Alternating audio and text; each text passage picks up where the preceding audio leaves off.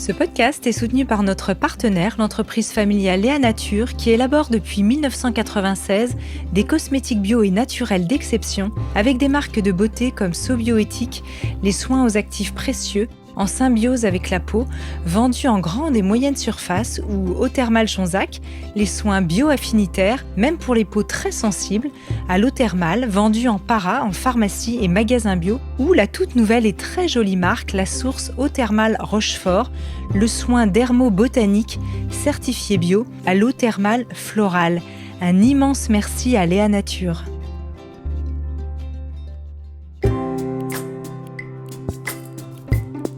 Bienvenue dans la saison 3 du podcast Métamorphose, le podcast qui éveille la conscience. Je suis Anne Guéquière, fondatrice du magazine Féminin Bio, auteure de l'Oracle de la Métamorphose et éditrice de projets engagés pour un nouveau monde. Chaque lundi et jeudi, dès 7h, nous partons ensemble à la découverte d'un sujet lumineux avec une personnalité qui porte une voix d'éveil des consciences. Métamorphose, le podcast qui éveille la conscience. Trance, tambour, guimbarde, masque, esprit, costume, monde invisible. L'univers du chamanisme peut paraître parfois folklorique et bien éloigné de nos préoccupations occidentales. Pourtant, en Mongolie, il est tout à fait intégré dans les mœurs. On va voir le chaman comme on consulte en Europe son médecin de famille. C'est dans ce pays que mon invitée y a été initiée. Artiste, musicienne et peintre dans l'âme, rien ne la prédestinait à cette voie, à part un don de vision et des malaises inexpliqués qui la perturbent depuis l'enfance. Et ce n'est qu'à partir de 49 ans qu'elle est conviée à l'envol du chaman, après la lecture de livres et de ce voyage qui l'amène 1 an plus tard en Mongolie à la rencontre d'Enketouia, sa sœur spirituelle, une chamane qui lui a révélé son aptitude et l'initie encore aujourd'hui au chamanisme mongol. J'ai le grand plaisir d'accueillir Brigitte Pietschak pour un voyage poétique dans le monde invisible à la rencontre des ongodes, les esprits dans le chamanisme mongol. Bonjour Brigitte. Bonjour Anne. Alors je parlais de cela, c'est vrai que dans votre nouveau livre « Ciel blanc, ciel noir, une initiation au chamanisme mongol » publié chez Mama Édition, vous dites que votre initiatrice vous a dit « on est chaman, on ne le devient pas », à l'inverse de Simone de Beauvoir. Hein. C'est ça. Qui ne parle pas des chamans, qui parle des femmes. C'est-à-dire que je pense que le don de vision, il est vraiment donné à la naissance. Et à partir de là, on a cette possibilité d'amplification dans sa relation avec l'invisible. Mais au départ, le lien avec l'invisible, il est vraiment donné. C'est pas quelque chose qu'on acquiert. C'est une perception qu'on peut affiner, bien sûr, mais le don, il est donné à la naissance. Pour moi, c'est évident. Vous pensez que potentiellement tout le monde aurait ce don ou pas forcément ? Je pense que dans les siècles à venir ou dans ce nouveau monde à venir, ça sera quelque chose d'acquis, mais c'est pas encore le cas. Il y a encore des outils de l'ancien monde qui accrochent et qui font que tout le monde n'a pas encore cette possibilité. Vous, je le disais en introduction, que quand vous étiez jeune, vous en parlez dans votre livre, des malaises inexpliqués. On parle de maladies chamaniques. C'est aussi comme ça que vous avez découvert que vous étiez chamane. Expliquez-nous un petit peu ce parcours. C'est-à-dire, c'était quand même quelque chose pour moi de très troublant, de sentir une forme, je dirais, d'oppression qui pouvait aller jusqu'à la perte de conscience, comme si quelque part l'invisible venait me chercher. Et pour moi, quand je suis arrivée en Mongolie, auprès d'Enketouia, c'est une des premières questions que j'ai fait poser à ma traductrice, et j'ai tout de suite été rassurée. Et Enketouia m'a dit que tant que le lien conscient avec l'univers subtil n'était pas acquis, eh bien on n'était pas dans un dialogue serein, mais en fait on le subissait. Et c'est vrai qu'au fur et à mesure de cette prise de conscience, je dirais amplifiée avec l'invisible, dans les cérémonies, etc., à mon retour en France, c'était de moins en moins courant, cette impression de m'évanouir. C'était une impression de vous évanouir. Ça se passait comment, ces malaises ?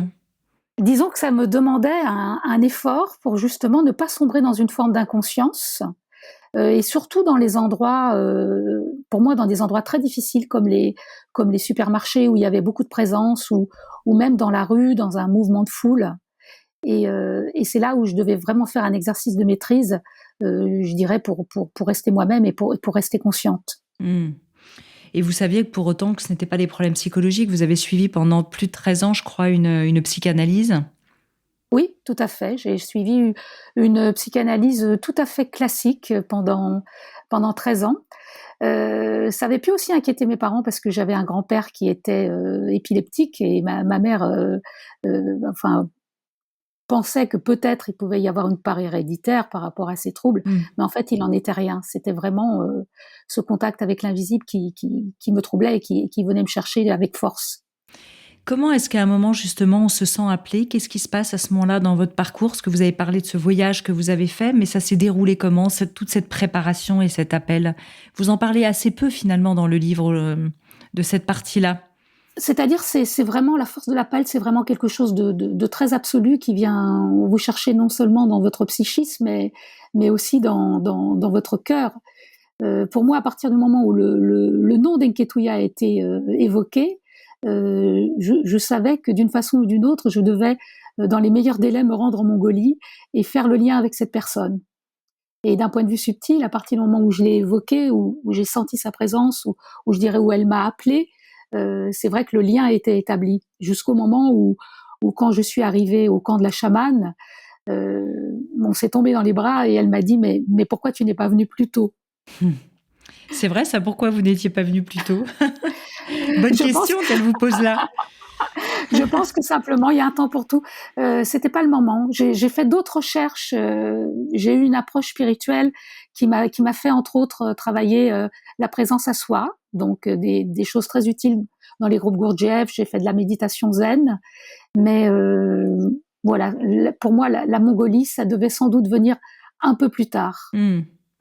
Et à ce moment-là, quand vous la rencontrez, qu'est-ce qui se passe? Qu'est-ce qui se joue? Et est-ce que vous pouvez nous relater la cérémonie qui vous a consacré chamane? Alors c'est très simple parce que donc Egetuya a son idée, elle me voit chamane, mais elle me dit qu'il faut le valider, le vérifier par une cérémonie. Et à ce moment-là, vous êtes tout de suite dans les travaux pratiques.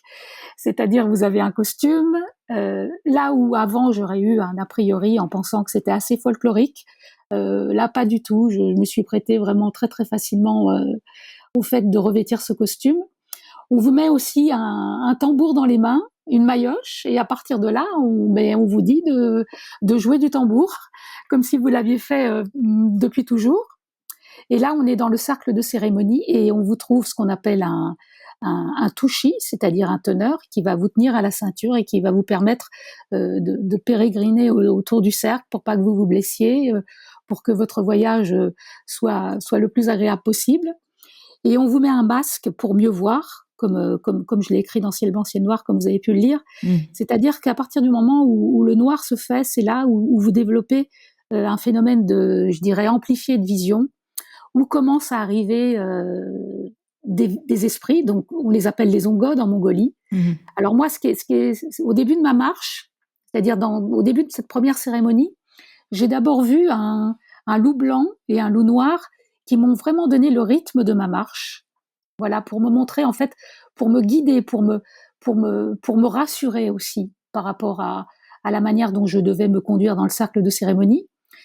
Et ensuite, donc, j'ai eu cette possibilité, je dirais, d'ascensionner, j'étais sur un destrier, où j'avais un cheval blanc qui me conduisait au plus haut. Mmh. Et au bout m'attendait une vieille mère, comme je l'appelle, avec un sourire vraiment bienveillant qui m'encourageait à ascensionner. Ça, c'était vraiment mon premier voyage. Ce premier voyage, il se fait avec des psychotropes ou la transe se fait naturellement, justement, avec le tambour et puis le rituel associé? Alors, en Mongolie, il n'y a absolument pas d'usage de psychotropes, Mmh. à la différence d'autres pays du monde. C'est uniquement le son du tambour qui vous emmène au plus loin. Et D'accord. Mmh. donc le rythme de la maillotche sur le tambour, au fur et à mesure de la cérémonie, et vous allez trouver ce rythme qui ressemble vraiment qui s'ajuste à un cœur qui bat. Comme si quelque part vous touchiez vraiment au sens du vivant dans cette frappe. Mmh. Vous dites aussi qu'à ce moment-là, Enketuya vous dit que le danger est d'appeler les esprits sans être apte à les faire repartir. et qui Oui. peuvent dans ce cas-là s'accrocher et créer peut-être des problèmes en tout genre, hein, parce qu'ils resteraient éventuellement sur notre plan de réalité sans pouvoir repartir. Est-ce que vous êtes aussi, évidemment, j'imagine, formé à ça à ce moment-là? Je dirais que moi j'ai cet instinct d'avoir compris pour pouvoir le faire, je dirais naturellement, sachant que de toute façon les esprits habitent sur des plans subtils et que le but c'est pas de les retenir. Mmh. Pour moi ça va de sens quelque part. C'est pour ça qu'elle m'a tout de suite mis en garde par rapport à certaines pratiques occidentales où, par exemple, au cours d'un stage, on va appeler les esprits sans pouvoir les faire repartir. Pour elle, c'était vraiment une condition première pour que le voyage se passe bien sans danger. Ça, c'est important pour vous de rester vigilant par rapport à ça. C'est vrai qu'on peut entendre des témoignages d'occidentaux qui ont l'impression d'être Oui. restés scotchés, entre guillemets, avec des esprits collés à eux et de ensuite de pas pouvoir ou de pas savoir comment finalement les faire repartir, s'en débarrasser, etc. Oui, d'où l'intérêt d'avoir une perception subtile par rapport aux esprits qui viennent à vous, c'est-à-dire déjà de savoir les identifier, de savoir aussi accueillir le travail qu'ils sont prêts à faire au moment où ils ont choisi de venir à vous, parce que ça aussi, ce sont toujours les esprits qui choisissent de venir à vous. Et ensuite, eh bien, respectueusement, dans la bienveillance, les remercier pour qu'ils aient la possibilité de repartir. Hmm. C'est ça pour moi avant tout le sens du rituel. C'est pas cette image qu'on aurait d'une transe qui va vous posséder, qui fait que quelque part vous n'êtes plus maître de rien et à partir de là, vous subissez la cérémonie, mais vous n'y participez pas, Hmm. vous n'y On, participez plus. on reviendra sur cette transe. Quel type d'esprit justement vous rencontrez comme ça pendant ces voyages? Alors c'est vrai qu'il y a beaucoup d'esprits animaux. Il y a aussi des âmes qui ne sont pas encore nées. Il y a des esprits ancêtres, des esprits défunts. Ça dépend des situations. Pour moi, ce ne sont jamais les mêmes esprits qui viennent, si ce n'est, je dirais, certains esprits plus fidèles que d'autres, qui sont pour moi, par exemple, le cobra blanc, le viking, le loup, mais peut-être qu'on en reparlera après. Oui, on en reparlera. Euh, voilà, qui sont très fidèles quand je fais une cérémonie. Donc ça, c'est intéressant hein, de pouvoir bien les identifier et puis les distinguer. Mais ça, c'est votre pratique qui vous l'a porté. Alors, vous disiez que vous aviez déjà des visions avant de devenir chaman. Enfin, vous étiez déjà Oui. chaman, sauf que vous n'étiez pas reconnu comme tel. C'était déjà ce type de vision que vous aviez à ce moment-là? Bah déjà, j'avais une possibilité de médiumnité, c'est-à-dire de rentrer en contact avec le monde de l'invisible. Mais le chamanisme m'a permis déjà d'affiner mes visions et d'avoir davantage d'esprit protecteur, je dirais. Hmm. Il y a vraiment, avec la découverte du chamanisme, une amplification par rapport au monde subtil. D'accord. Comment est-ce que vous pourriez nous décrire aujourd'hui le chamanisme, le rôle du chaman et en particulier la pratique du chamanisme mongol, puisque vous, c'est celle-là que vous expérimentez? Oui. Donc, le chaman est avant tout un intermédiaire entre le monde visible et le monde de l'invisible. Et on pourrait dire que dans cette rencontre, il y a une sorte d'influence réciproque entre le chaman et ses esprits. Il n'y a pas d'ingérence, il n'y a pas de contrainte, et à partir de là, il y a cette possibilité de venir en aide à son prochain. Donc, le chaman va être en lien avec les esprits qui viennent à lui, et il va pouvoir en fait transmettre ce surcroît d'énergie au questionnement de ceux qui l'interrogent. En fait, on parle dans le chamanisme de réparation, c'est-à-dire il va mettre au service cette énergie pour réparer tous les accidents de la vie des différentes personnes qui vont venir à lui. Comme un médecin ou comme je le disais, comme un thérapeute. Voilà, On voit le chaman comme on consulte son médecin chez nous, son médecin de famille. voilà, on peut dire ça. Mm. Mais alors dans le dialogue avec l'invisible, on a trop souvent tendance à associer une relation de pouvoir. Mais pour moi, c'est avant tout une relation d'amour, je dirais. L'inexplicable, quelque part, étant cette part d'amour qui existe entre le visible et l'invisible, et on se rend compte que ça ne forme qu'une seule même chose. Mm. Et ça, c'est important, cette espèce de réunification, je dirais, entre les mondes. À ce moment-là, il y a plus ce sentiment de séparation. Et ça, on le sent vraiment, on le reçoit vraiment avec le cœur. Est-ce qu'on peut guérir de presque tout? Comment est-ce qu'il faut être prêt? Qu'est-ce qui peut bloquer finalement une guérison pour la personne qui reçoit un soin? Alors moi, vous avez vu dans le livre, je l'ai cité plusieurs fois, et Mmh. parce que Nketuya insiste aussi beaucoup sur cette phrase. Vous avez des gens qui ne sont pas prêts à abandonner leur souffrance. Absolument. Mmh. Donc c'est une question qu'on pose au début du soin.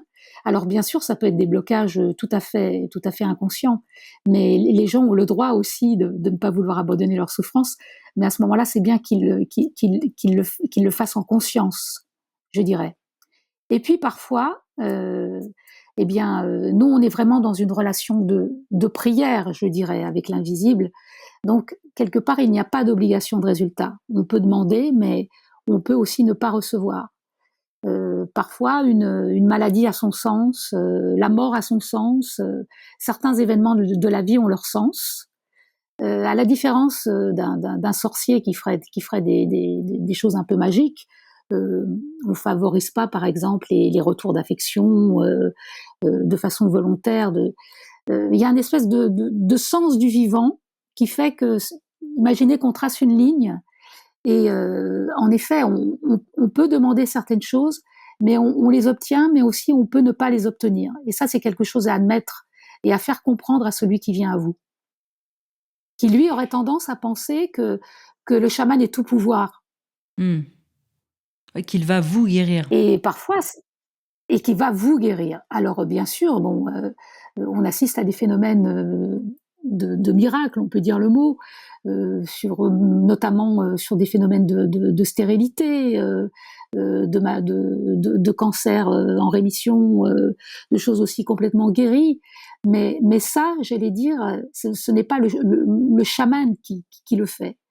Il obtient cette grâce, je dirais, de par sa persuasion et de par la force de sa prière et de sa reliance. Mmh.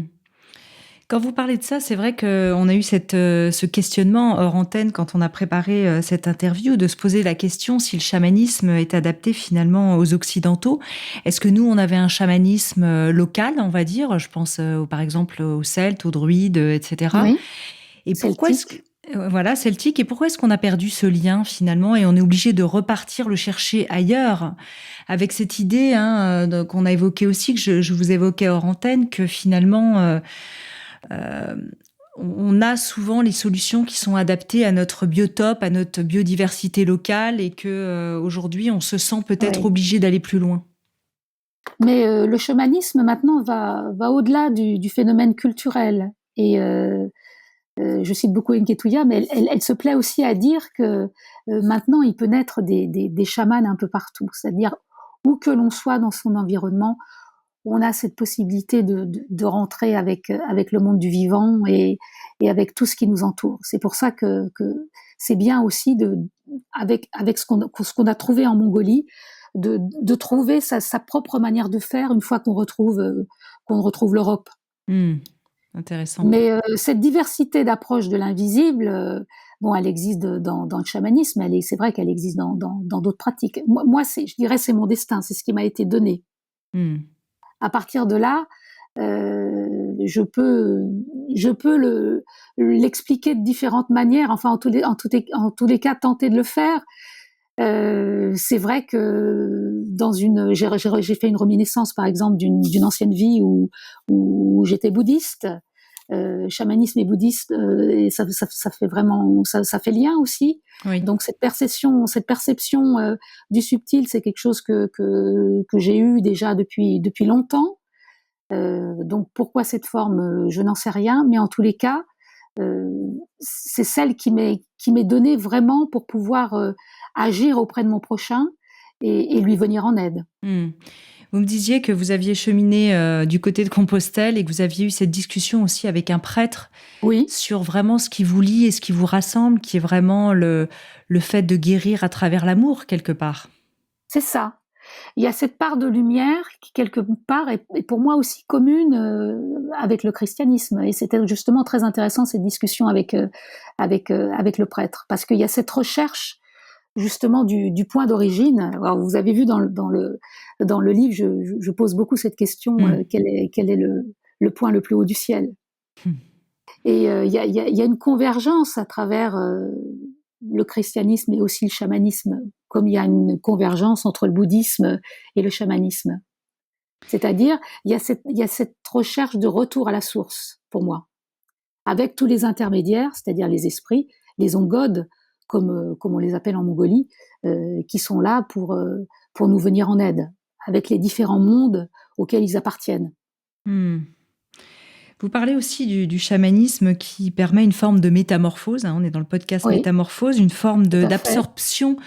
d'absorption de l'ego. Je ne sais pas comment le définir parce que si on parle vraiment de dissolution de l'ego, on a l'impression toujours que l'ego c'est mal, qu'il faut s'en débarrasser, alors qu'on sait que c'est aussi un copilote qui nous aide à avancer dans la vie. Donc l'idée c'est Bien pas de le sûr. mettre à la poubelle, hein, c'est plutôt de danser avec lui en conscience. Comment ça se déroule tout ça?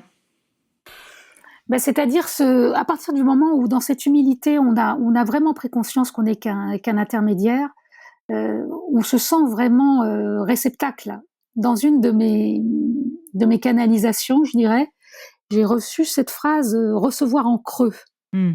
Et j'y pense souvent à cette phrase, c'est-à-dire que à partir du moment où on reçoit, eh bien on est aussi fluide que possible pour pour pouvoir euh, pour pouvoir vraiment transmettre ce qui nous a été donné, je dirais, sans en perdre une goutte.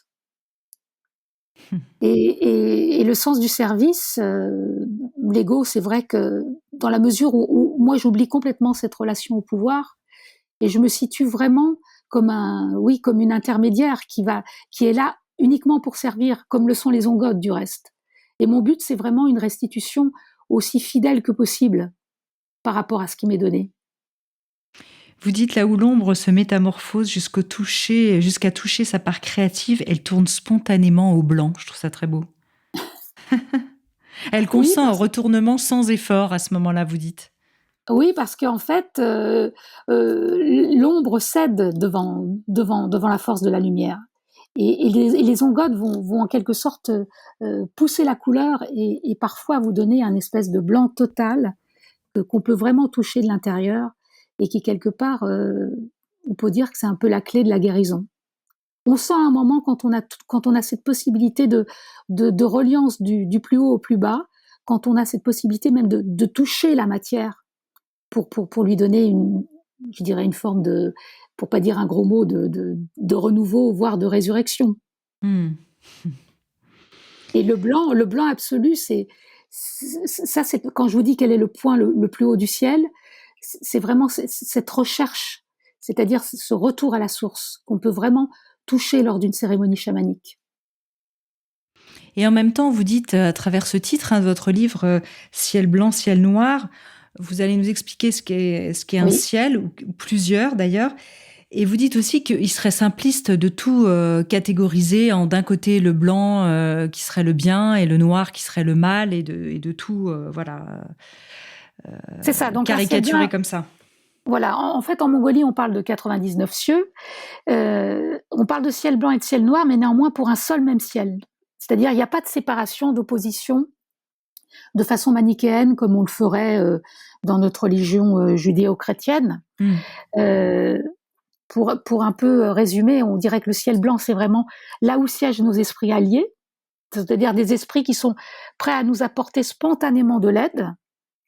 Et les esprits du ciel noir, ce seraient en fait des esprits beaucoup plus coriaces, coriaces dans le sens beaucoup plus autonomes. Et en fait, qui vont demander de la part du chaman de négocier les réparations possibles qu'ils sont capables de faire.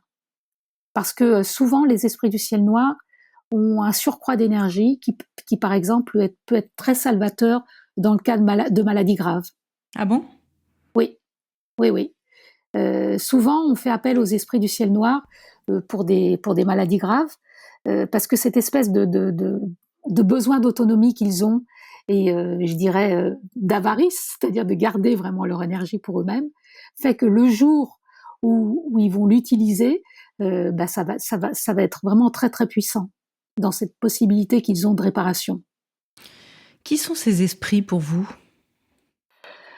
Eh bien, c'est de l'énergie ce sont des entités qui ont pris forme sur différents plans subtils, comme je vous ai dit. Alors on peut les visualiser sous forme d'animaux, d'âmes qui ne sont pas encore nées, de présences angéliques, de toutes sortes. Il y a vraiment une infinité, une complexité de formes sur ces différents mondes, dans ces différents mondes. Elles ont des plans justement différents, c'est-à-dire que certaines seraient plus... alors moi, je suis pas du tout une spécialiste du sujet, mais on parle souvent de bases astrales, où effectivement, qui Oui, sont plutôt stagnantes, d'autres qui sont plus élevées, qui ont déjà commencé ou déjà ascensionné, etc. Il y a des plans comme ça différents. oui, plus ou moins près de la source, je dirais. Hmm. Vous pouvez imaginer quelque chose d'un peu pyramidal. Oui. Mais ce qui est intéressant, c'est que même les esprits du ciel noir ont cette possibilité de conversion, c'est-à-dire que rien n'est définitif. Et là, c'était intéressant parce que je reprends rapidement cette conversation avec le prêtre. C'était un point d'achoppement parce que pour lui, le mal restait le mal. Et alors que dans le chamanisme, j'ai vraiment touché au sentiment profond que rien n'est définitif et qu'un esprit qui, au demeurant, pourrait être considéré comme un esprit du mal, a cette possibilité de se convertir et à un moment de faire le bien. Hmm. Vous dites d'ailleurs que toutes les âmes aspirent en fait au repos et encouragent l'ascension, finalement. Oui, parce elles savent que tôt ou tard, elles reviendront à la source. Mais certains esprits du ciel noir avec qui j'ai communiqué, c'est le plus tard possible. C'est-à-dire cette autonomie au niveau de l'énergie et je dirais, cette liberté d'être soi, de rester ce qu'ils ont envie d'être.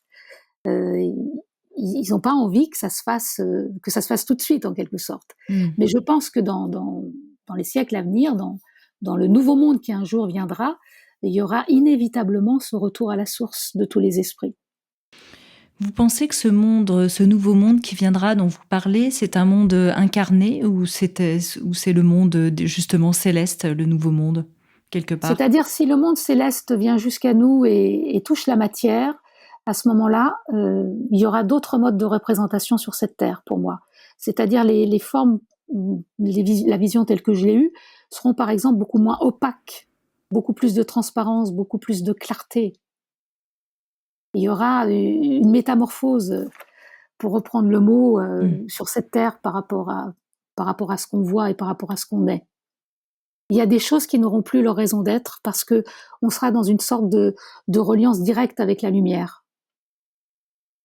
Et là, on est encore dans un monde d'ombre, d'opacité, de nœuds, qui fait que certaines formes sont encore des formes, je dirais, fermées. Et cette capacité d'ouverture, on va l'acquérir au fur et à mesure de cette possibilité de reliance. C'est pour ça qu'actuellement, pour moi, il y a une espèce de friction entre l'ombre et la lumière pour l'accouchement d'un nouveau monde possible, je dirais, d'un point de vue subtil, qui matérialise d'ailleurs toutes sortes de conflits amplifiés dans ce qu'on vit actuellement, ne serait-ce que le Covid. Est-ce que c'est un voile qui se lève quelque part? Vous dites que la frontière entre le visible et l'invisible, finalement, parfois, elle est très mince. C'est ça. Et à un moment, pour moi, c'est une seule même chose. À un moment, on se rendra compte qu'il n'y a plus de séparation. Mais là, pour le moment, on éprouve les choses. La frontière s'éprouve. Et c'est comme si, vous voyez, c'est comme, imaginez qu'on met en pleine lumière une pièce, va ressortir toutes sortes de choses. Et là, pour moi, l'amplification de ces choses négatives qui peuvent nous arriver d'un point de vue terrestre, elle est la manifestation justement de cette mise à jour. Est-ce que c'est vrai qu'on a parlé du rôle du chaman? Je voudrais quand même simplement, pour celles et ceux qui nous écoutent et qui souhaiteraient rencontrer un chaman, Oui. comment trouver justement un bon, je mets des guillemets, un bon chaman? C'est-à-dire finalement, quand on cherche un médecin, on sait qu'ils ont fait des études de médecine ou de naturopathie ou un thérapeute. Là, c'est vrai que comment savoir si on est face à la bonne personne? Déjà, je dirais qu'il n'y a pas de fausses promesses. C'est-à-dire, si on vous promet la lune, pouvez-vous dire que quelque part, là, il y a peut-être une intention un peu malhonnête. Moi, j'insiste beaucoup sur le fait qu'il n'y a pas d'obligation de résultat, même si on fait un maximum pour obtenir justement ce qu'on demande, pour obtenir réparation. Et puis aussi, le le rapport à l'argent. Il faut savoir qu'il y a quand même, enfin moi c'est le cas de la Mongolie que je connais, mais il y a quand même un véritable commerce qui s'exerce auprès des Occidentaux, ne serait-ce que des voyages chamaniques ou par exemple des envois de guimbardes que vous allez payer 8 euros en Mongolie, qu'on va vous faire payer par exemple 150 euros. Je vous prends ce cas-là parce que j'ai débusqué justement une pauvre dame qui s'était fait abuser.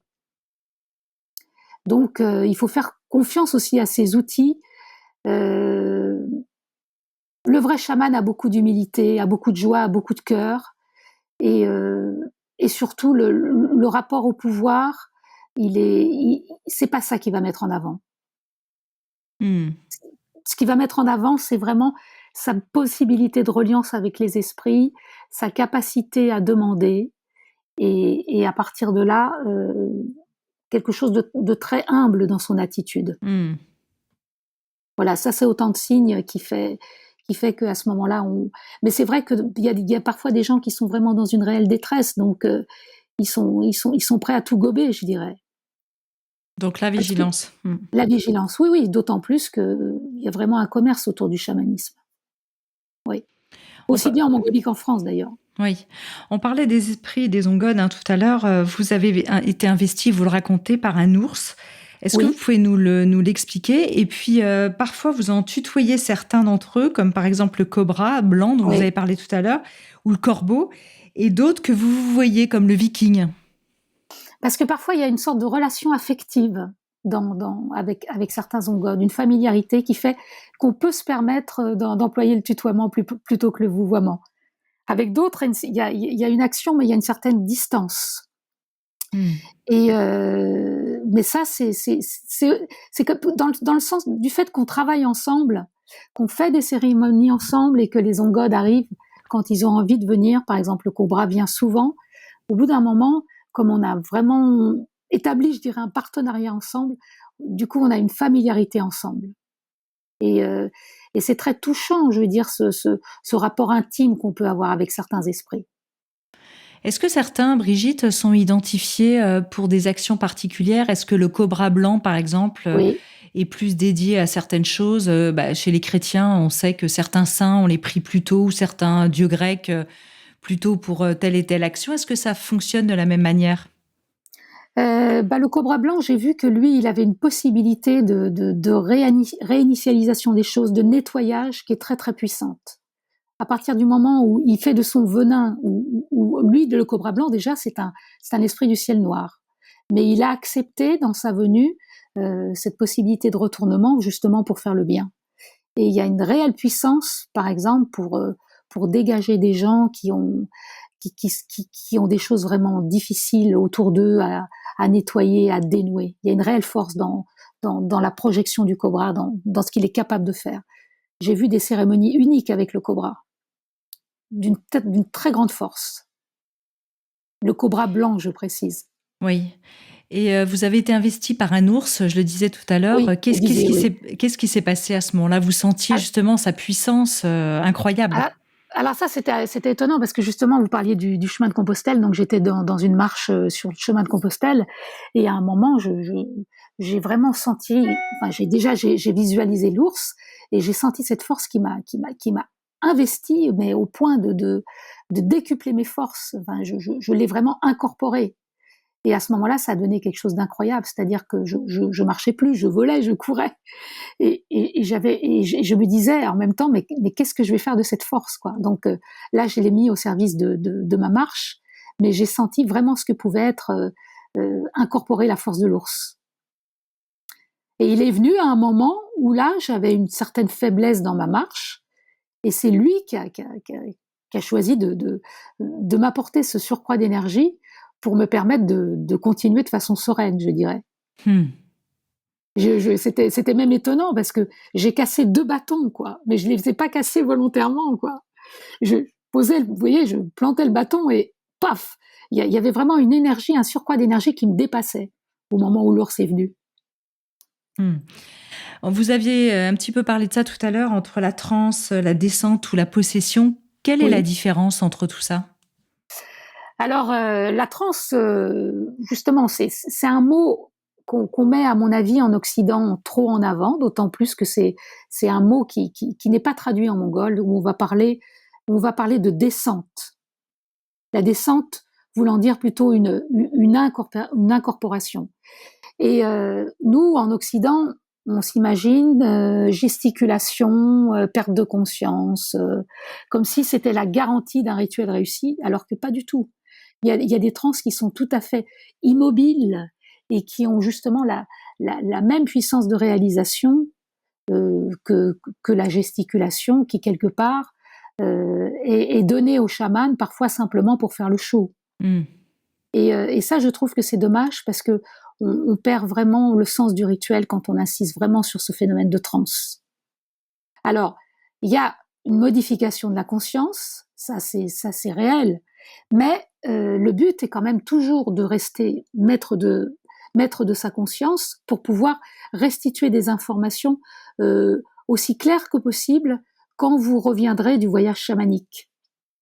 Donc, trans, pourquoi pas, bien que le mot, je l'aime pas trop, mais trans consciente toujours, c'est-à-dire pas perte de connaissance, pas possession, parce que la possession, c'est vraiment, on va dire, une entité qui va vous prendre et qui, quelque part, va vous faire perdre complètement conscience et qui fait que au retour du voyage, ben, vous vous souviendrez de rien. Mais là pour le coup, vous ne viendrez pas en aide à tous ces gens qui sont venus pour assister à la cérémonie et en retirer des informations. C'est ça que vous appelez aussi un bon voyage, justement, c'est-à-dire à la fois vous acceptez cette part de risque, hein, vous en parlez, mais aussi en sachant éviter les pièges, hein, et pour ne pas se trouver confronté au mensonge ou à la mort, dites-vous. Oui, et c'est vrai que la sincérité intervient à ce moment-là, c'est-à-dire que on doit bien se souvenir qu'on n'est qu'un intermédiaire et qu'on est là pour venir en aide à son prochain. Et la volonté, on la laisse de côté, c'est-à-dire on accueille. Pour moi, c'est toute la différence, par exemple, avec le développement personnel. Pour moi, si on sort de l'espace sacré, alors de l'espace sacré, j'allais dire au sens propre comme au sens figuré, on vide le rituel de sa substance, parce que quelque part, ce n'est jamais pareil une cérémonie, c'est-à-dire que ce sont vraiment les esprits qui choisissent ou pas de venir à nous, vous voyez. Provoquer la transe, pour moi, c'est un non-sens, parce qu'on ne fait rien sans l'accord des esprits. C'est pas le chaman qui volontairement va dire, alors toi le cobra blanc tu vas venir, toi le loup tu vas venir, toi l'ours tu vas venir. Pas du tout, c'est-à-dire il a son recevoir en creux, cette espèce d'alignement avec les mondes subtils, et il se met en état de réceptivité pour recevoir. Mais il n'y a pas d'attitude volontaire ou de forcer quelque part cette espèce de rencontre. Il n'y a pas de viol du monde de l'invisible, vous voyez ce que je veux dire? Alors ça, c'est vous parlez des cérémonies, quand vous êtes en soins en individuel avec une personne, il se peut qu'il ne se passe rien, justement? J'allais dire, c'est rare qu'il se passe rien. Mais parfois, il peut se passer des choses tout autres que ce qu'on attendait. C'est ça qui est intéressant. C'est-à-dire le type d'information qui arrive peut parfois nous surprendre. On a parfois certaines attentes et en fait, ça va répondre autrement. Là aussi, c'est de l'ordre du voyage chamanique. Dans ces cas-là, j'interviens avec mon bâton de soin. C'est pas avec mon tambour que je fais les soins, mais avec un bâton de soin. Et par le phénomène de la clairaudience, des esprits qui viennent, donc j'obtiens des réponses que je transmets à celui qui vient à moi. Et parfois, on peut être très très surpris de ce qui vient à nous, justement. On a des idées par rapport à l'origine d'un mal ou d'un dysfonctionnement, et parfois on se rend compte que c'est tout autre. Les gens souvent viennent vous voir parce que vous avez un rôle à jouer vis-à-vis du deuil, et en particulier aussi des défunts, parce qu'ils veulent rentrer en contact avec des personnes disparues. Oui, et des gens sont parfois encore chargés des présences des défunts qui sont mal partis, et donc le rôle du chaman, c'est vraiment de couper de façon sereine les liens pour que chacun retrouve sa place, c'est-à-dire que l'âme défunte continue son chemin et que le vivant qui reste puisse sereinement aussi accepter son deuil et continuer lui aussi son chemin. Ça, c'est très important. On voit souvent des gens, du reste beaucoup en Mongolie, qui sont chargés justement de présences qui sont mal parties. Et là, c'est vraiment une satisfaction au moment où on a cette possibilité de couper le lien, de voir cet acte de libération. La personne qui arrive, c'est la personne qui repart, c'est vraiment pas la même. Mm. Et puis aussi de rentrer en communication parfois de façon très claire avec l'esprit qui a décidé de partir ou qui reste encore parce qu'il justifie sa présence pour différentes raisons et de devoir négocier avec lui aussi son départ. Et par rapport aux naissances, quel type de rôle vous avez ?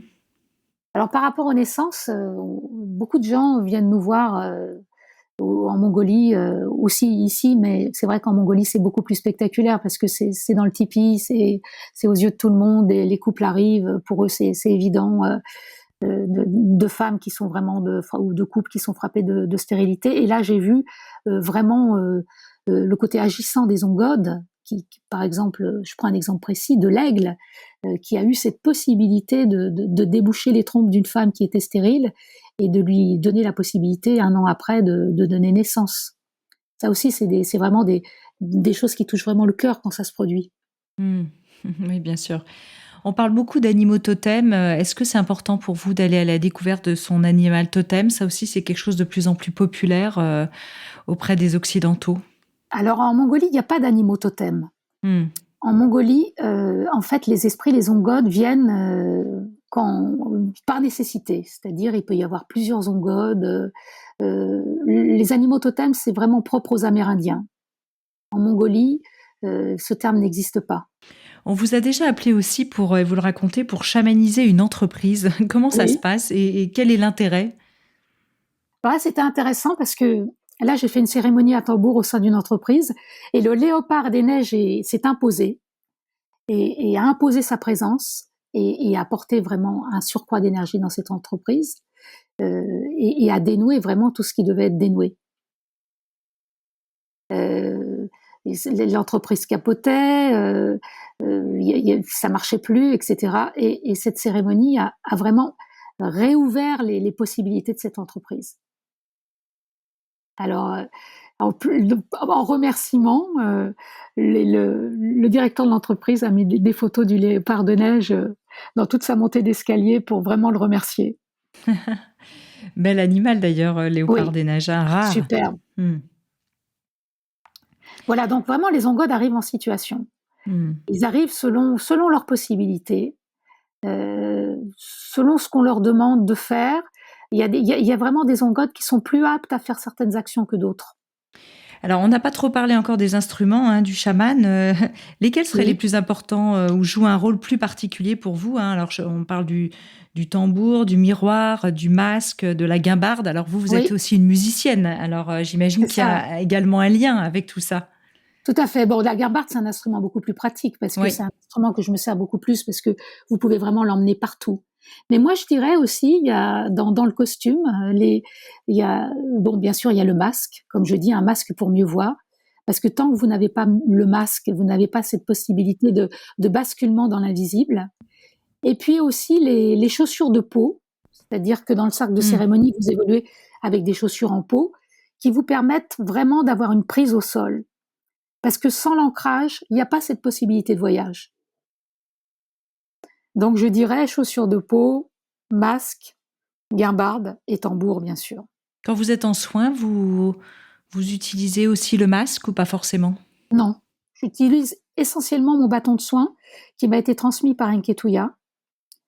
Et à partir de là, donc j'ai cette possibilité de rentrer en contact avec l'invisible, je dirais les yeux ouverts. Beaucoup de gens acquièrent un tambour aujourd'hui, ne savent pas forcément l'utiliser ou alors l'utilisent spontanément. Pour vous, c'est une bonne chose ? Ou il faut quand même rester un peu vigilant ? Comme je dis, un tambour, mais pourquoi faire ? C'est ça ? C'est vraiment encore une idée un peu reçue. C'est-à-dire les gens s'imaginent que s'ils ont un tambour, ils vont accéder au pouvoir du chaman.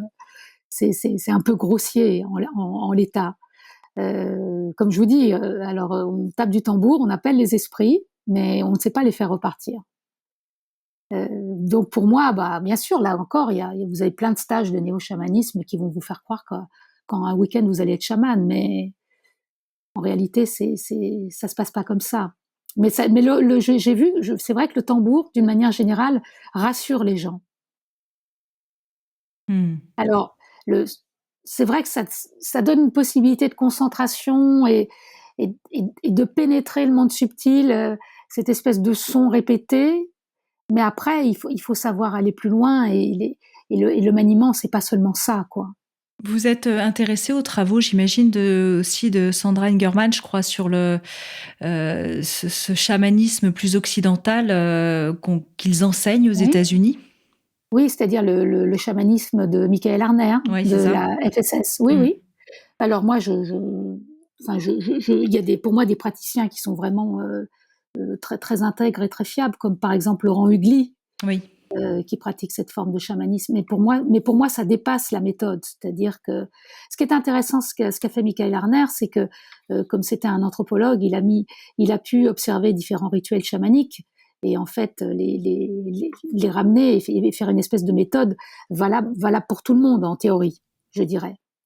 Mais moi-même, j'ai pas pratiqué, donc j'imagine que ça permet d'accéder à certaines choses d'un point de vue subtil. Parce que là, effectivement, on vient pas forcément dans une idée de don où c'est le chaman qui vous appelle, mais plutôt d'idée de volonté, de formation, même si on a pu s'en sentir appelé, mais on peut se dire, tiens, je voudrais faire une formation en chamanisme, je vais là. Pour moi, c'est toutes les limites de la chose. Ouais, la démarche est un peu différente. Oui, parce qu'il y a forcément une attente de résultat là aussi. Donc c'est difficile pour les Occidentaux de se dire, il n'y a pas d'obligation de résultat. Parce qu'on est toujours dans l'efficacité, dans le fait que si on fait quelque chose, ça doit donner quelque chose. Et non, c'est-à-dire moi, le chamanisme tel que je l'ai appris, c'est une expérience et à chaque fois, on ne sait jamais de quoi l'expérience va être faite. Et ça, c'est quelque chose à admettre avant même de commencer la cérémonie. Alors d'ailleurs, vous, dans votre pratique, vous ne faites aucune publicité, et votre préfacière, que j'ai reçue aussi dans ce podcast, Audrey Fella, qui est auteure de Femmes chamanes, elle dit, on vient à elle, en parlant de vous, si les esprits y consentent. C'est ça. Voilà, il y a une espèce de partenariat toujours. Et il y a aussi des protections. Je vois qu'il y a des gens qui ne m'approcheront pas parce qu'ils ne sont pas pour moi. Et il faut savoir aussi, même si des gens vous approchent et que vous sentez qu'ils ne sont pas pour vous, savoir le dire. C'est important. Il faut savoir dire oui, mais il faut savoir dire non aussi. D'ailleurs, en parlant d'Audrey Fella, elle parle d'aspiration dans votre préface au chamanisme qui est en plein essor, révélant le besoin des Occidentaux de renouer avec la sagesse de la nature.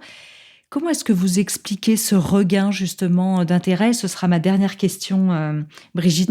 C'est-à-dire que la nature nous ramène au vivant et que dans notre société de production, on en est coupé. Et la nature, c'est elle qui nous offre cette possibilité justement de reliance, d'unité. Donc l'oublier, c'est vraiment se séparer.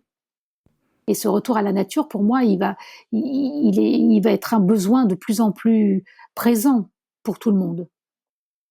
Parce que dans la nature, il y a vraiment la clé du vivant. Bien sûr. Voilà. Super, Brigitte Pietschak, merci infiniment pour ce voyage spirituel. Merci à vous. Pour nos auditeurs qui voudront en savoir plus, je rappelle que vous témoignez de votre expérience, d'abord dans un premier livre et puis plus récemment dans ce nouveau livre, Ciel blanc, ciel noir, une initiation au chamanisme mongol qui est publié chez Mama Édition, qu'on aime beaucoup. Je voulais juste rajouter, donc, en fait, les esprits nous encouragent à voir large et vraiment à rester dans la joie. Merci. Ça, c'est très important. Merci à vous, Anne. Vous avez aussi créé en 2019 un groupe Facebook qui s'appelle « Qu'est-ce que le chamanisme ?», dans lequel vous partagez votre vision du chamanisme et évidemment votre expérience. Merci infiniment, Brigitte. Merci beaucoup, Anne. Merci. Découvrez mes invités en avant-première sur Instagram à l'adresse Métamorphose Podcast. Si vous aimez ce podcast, favorisez sa diffusion en lui donnant 5 étoiles sur Apple Podcast ou sur votre plateforme préférée. Et surtout, abonnez-vous pour suivre tous les épisodes gratuitement. Découvrez aussi en librairie mon livre, issu du podcast Métamorphose, éveille ta conscience, 33 rencontres essentielles pour être soi, aux éditions Erol. Et enfin, pour nous soutenir, rejoignez la tribu Métamorphose à l'adresse patreon.com/métamorphose. Merci infiniment. Métamorphose, le podcast qui éveille la conscience.